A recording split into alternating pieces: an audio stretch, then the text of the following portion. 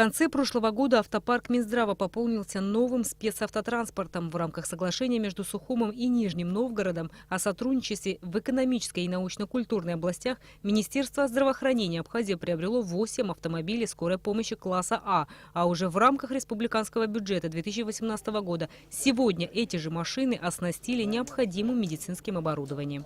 Мы привезли в Абхазию дефибрилляторы и электрокардиографы, аппараты ИВЛ и мониторы пациента.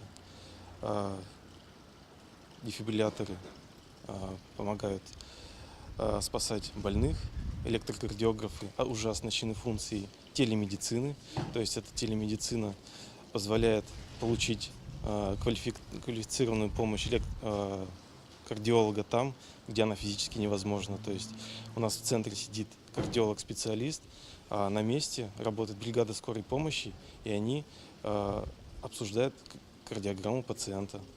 То есть удаленная квалифицированная помощь.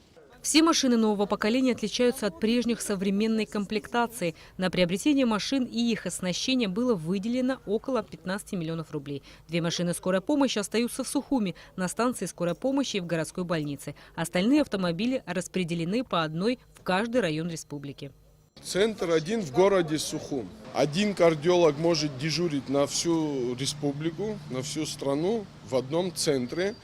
А все 8 машин уже оборудованы вот этой техникой, они, онлайн режимом будут передавать в этот центр. То есть, приехав даже фельдшер, уже не доктор, а фельдшер, снимая кардиограмму, то, что тот же фельдшер видит у себя на мониторе, на аппаратуре, тот же онлайн режимом идет в центр, где специалист-кардиолог, видя кардиограмму, видя ситуацию, моментально реагирует, дает рекомендации, какие препараты, в каких дозировках, что, как делать. И вот этим мы сократили фактор времени.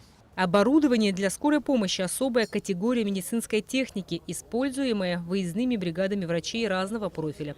Включает весь набор аппаратуры, необходимой для выведения пациентов из критических, угрожающих жизни состояний. Оснащение реамобиля – задача, сопоставимая по ответственности и значимости с выбором оборудования для стационарных отделений интенсивной терапии. Именно в автомобиле экстренной помощи предпринимаются первые действия по восстановлению витальных функций, поддержки дыхания и сердцебиения, выведению из шокового или токсичного состояния. Министерством здравоохранения в 2019 году запланировано создание единой республиканской службы скорой и неотложной помощи и приобретение дополнительных машин скорой помощи для всех районов республики. Рената Шакай, Алексей Гухава, Абхазское телевидение.